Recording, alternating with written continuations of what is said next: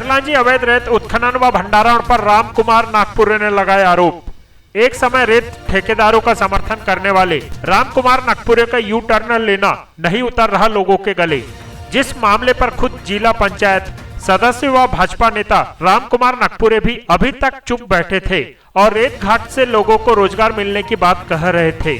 अब अचानक ऐसा क्या हुआ कि वे रेत घाट के खिलाफ मोर्चा खोलने को आमदा हो गए हैं। कहीं भविष्य में पुनः लक्ष्मी की खनन के आगे यह भी तो एक नहीं नतमस्तक हो जाएंगे। देखना दिलचस्प होगा कि वह आखिर कब तक अपनी शिकायत पर कायम रहते हैं और कब तक मोर्चा संभाल पाते हैं। फिलहाल खैरलांजी निवासी भाजपा नेता एवं जिला पंचायत सदस्य ने मीडिया में बयान जारी किया है, जहां रेत मामले पर ठेकेदारों को कटघरे में खड़ा करते हुए शिकायत भी दर्ज कराई है। सुप्रीम पावर न्यूज संवाददाता ने उक्त मामले पर उनसे चर्चा भी की। क्या कहा रामकुमार नागपुरे ने, देखे। सुप्रीम पावर न्यूज के लिए खैरलांजी से योगेश कावड़े की रिपोर्ट। अभी हम एक सामाजिक कार्यकर्ता भारत सिंह सिवरे आपसे जानना चाहेंगे कि आप इस जो हो रहे डंप के बारे में क्या कहना चाहेंगे। सबसे पहले तो मैं बता दूं कि आज का जो दिन है वो बृहस्पतिवार का दिन है और आज जो तारीख है 29/10/2020 का दिन है। हम लोग अभी जहाँ खड़े हैं वो टुयापार पंचायत के अंतर्गत चंदरकुआ गाँव आता है।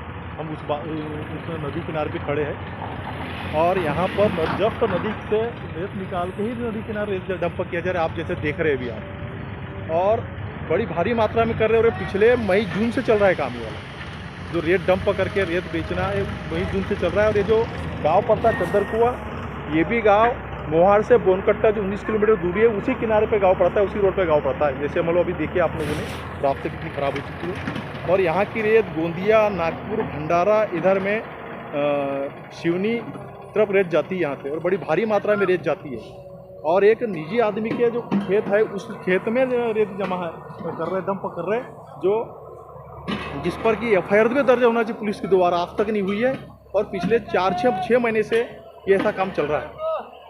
हमने यहाँ आए वैसे देखा कि यहाँ पोखलैंड मशीन नदी में थी और पोखलैंड मशीन ट्रैक्टर भर के दे रही थी। क्या यहाँ ऐसा चलते रहता है? पोखलैंड मशीन से ही तो अधिकांश काम होता है, तो नाम मात्र के मजदूर लगाते हैं, रात भर पोखलैंड मशीन से ही रेत का निकासी करते हैं।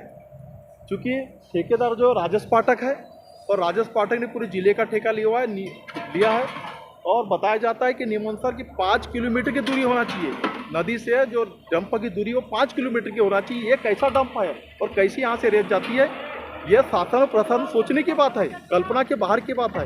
एक तरफ जब गांव का आदमी ट्रैक्टर लेके आता है तो उससे 500 रुपये की रॉयल्टी के नाम पर एक गेट पास दिया जाता है, और पूरे के पूरे गांव के ट्रैक्टरों को धमकाया जाता है, डराया जाता है, मारपीट की जाती है ये ठेकेदार के आदमी के द्वारा जगह जगह पर। और खुद ही चोरी कर रहा है, उसको कोई नहीं पकड़ रहा है। अगर गांव का आदमी रेत लेके जा रहा है उसको पकड़ता है, 379 बनती, उसको जेल में डाला जाता है।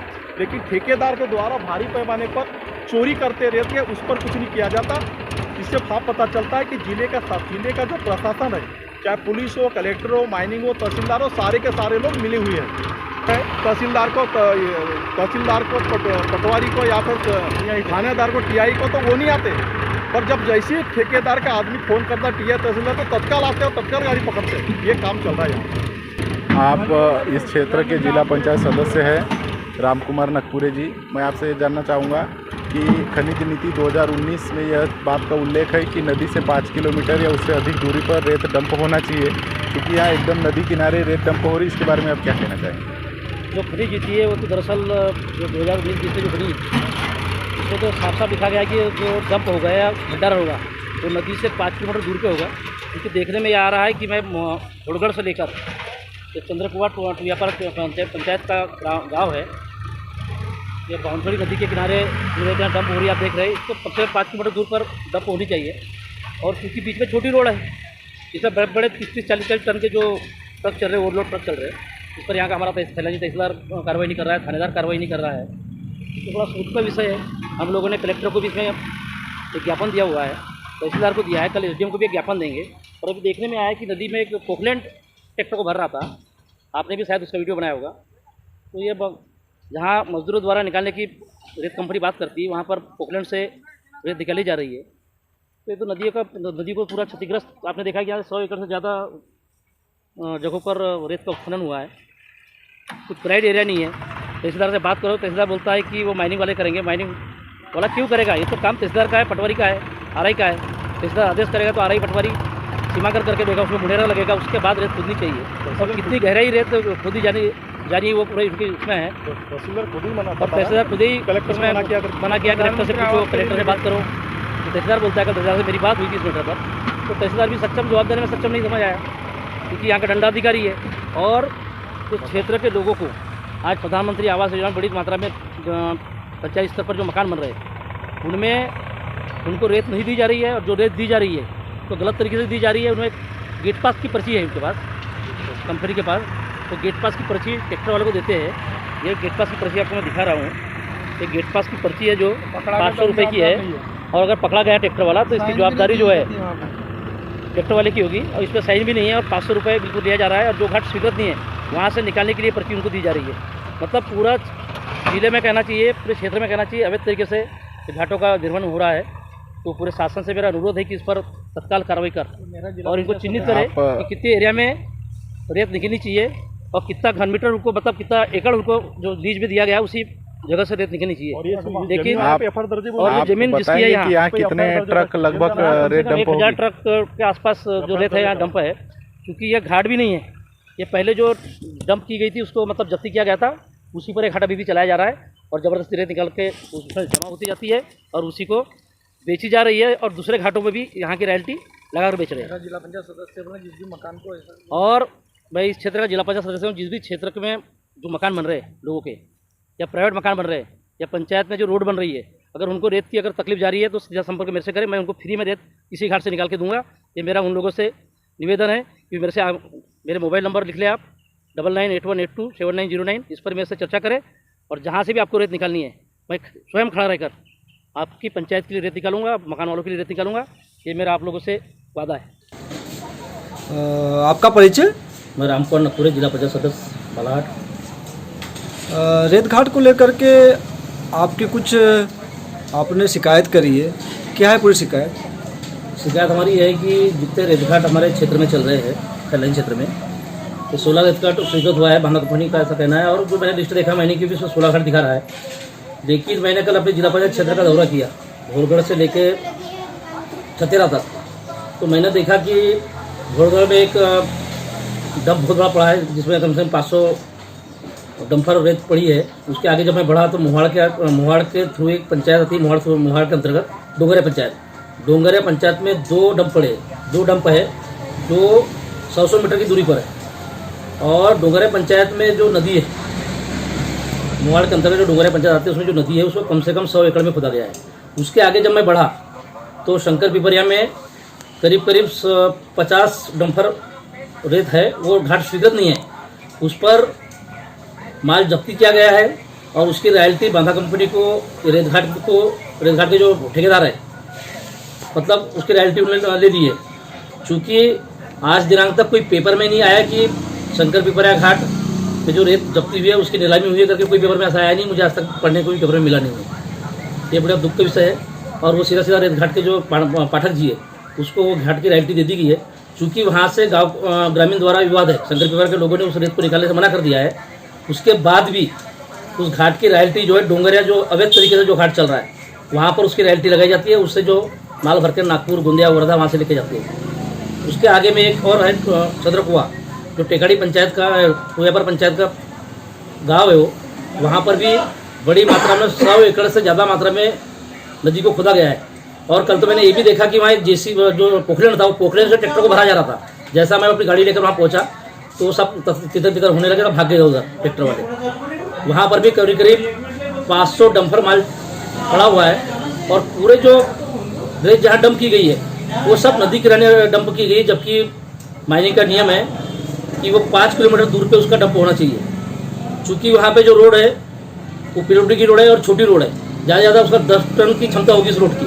रोड पूरी क्षतिग्रस्त हो गई, रोड में तो डामर दिख ही नहीं रही है, लोगों के चलने योग्य रोड बची नहीं है। हम लोग कल कार से गए थे, 10 से 15 की स्पीड में हम लोग को भी चलना पड़ा। ये हालत है पूरे क्षेत्र की। आप देख लिए खैरला जी से 5 किलोमीटर जो खैरी घाट है, खैरी घाट पर भी एक डंप बना हुआ है, वो भी सिर्फ नदी में बना हुआ है, जबकि नियम का पूरी धज्जियां उड़ाई जा रही है। यहाँ पे मुझे ऐसा लगता है कि जितने कलेक्टर से लेके एसडीएम से लेके तहसीलदार से लेके पटवारी तक, जो छोटे कर्मचारी से बड़े अधिकारी तक जो लोग हैं, ये सब रेत माफिया के साथ इन्वॉल्व है। ये लोग इनके मतलब मुझे तो ऐसा लगता है कि ये भी उनके पार्टनर हो गए, पहली बात। दूसरी बात, जिन घाटों को नीलाम किया गया है या नीलाम हुआ है, उन घाटों में आज दिनांक तक न सीमांकन हुआ है, न कहीं मुन्नेरा लगा है, न बोर्ड लगा है, बस फर्जी जहाँ बने ठेकेदार का मन हो रहा है वहाँ से खोद रहा है और निकाल रहा है। दूसरी बात यह है कि मैं आपको बता दूं कि ये एक पर्ची है उनकी, गेट पास पर्ची, जो पंचायतों को रेत के लिए दी जाती है ना।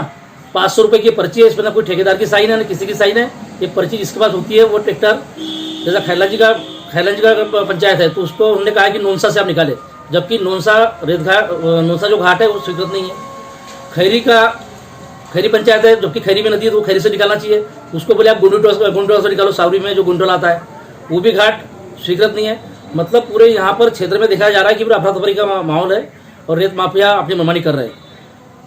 इसके अलावा जहाँ पर माल को खोदना चाहिए जितनी लीज मिली है, जैसा कोई घाट में 10 एकड़ मिली है, कोई घाट में 20 एकड़ मिली है, उसके अलावा 20 एकड़ के अलावा भी 50-50, 60-60 एकड़ों पे इनका खुदाई का काम अभी शुरू है।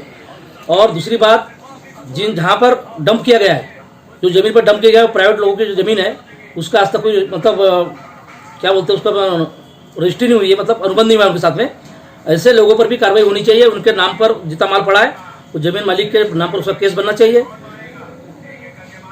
बहुत सारे ऐसे पूरे क्षेत्र में मामले हैं कि रोड तो पूरी उखड़ गई है, PWD की हो या फिर प्रधानमंत्री ग्रामीण सड़क योजना की हो, पूरे क्षेत्र में रोड की हालत इतनी खराब हो गई कि मैं तो चाहता हूं कि पुनः रोड बननी चाहिए। अभी रोड कौन बना के देगा ये सोचने का विषय है। आज पब्लिक बहुत समस्या में है, लोगों को बराबर रेत नहीं मिल रही। जो इंदिरा आवास प्रधानमंत्री आवास के जो मकान बन रहे हैं, आज उनको घर बैठकर 2000 रुपये में रेत पड़ रही है। तो 2000 रुपये में अगर रेत उनको मिलेगी तो मकान कैसा बनेगा उनका। अगर एक गरीब आदमी अगर प्रधानमंत्री आवास योजना के अलावा अगर मकान बना रहा है, छोटी सी लागत में, ज़्यादा 1 लाख की उसको लागत लगानी है मकान बनाने में, और वो 40,000 की रेत खरीदेगा तो मकान उसका कैसा बन पाएगा भाई। ये तो एक दिक्कत की बात है।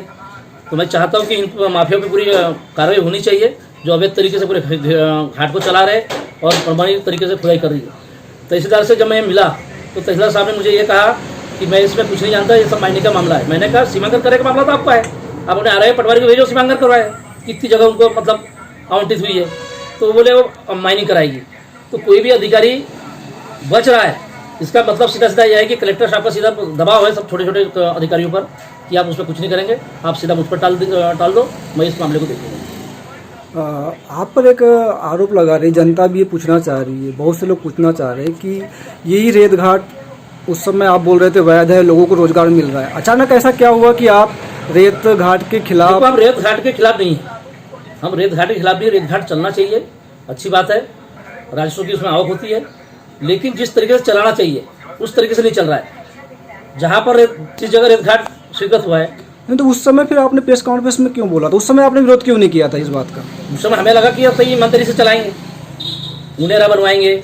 उस समय घाट चालू नहीं था, जब चालू हुआ था मुनेरा बनवाएंगे, जगह का नाप होगा, उसके बाद ये चालू करेंगे, और ऐसा कुछ देखने को मिला, इसको विरोध करना पड़ा। और क्योंकि जितने घाट खैलाजी क्षेत्र में हुए 16 घाट, उसके अलावा 32 जैसे ऊपर तो डंप है इनका, 32 घाटों से माल निकल रहा है, और जो घाटों से माल नहीं निकल रहा है वो पंचायतों को पर्ची दे के उससे माल निकाल रहे हैं। मतलब ये राजस्व की चोरी है 500 रुपये की, जो पर्ची मैंने आपको दिखाया, ये सीधी राजस्व की चोरी है, जो कि सरकारी खजाने में नहीं जाएगा, ये सीधे ठेकेदार के जेब में जाएगा। तो अभी आपकी लड़ाई कब तक जारी रहेगी? जब हमारी लड़ाई तो जारी रहेगी, तो पूरे अधिकारी और कलेक्टर से लेकर जितने भी अधिकारी कमिश्नर तक के अपना पत्र भेजेंगे, उसके बाद कोई कार्रवाई नहीं होगी तो सीधा पूरे लेकर हाईकोर्ट जाएंगे।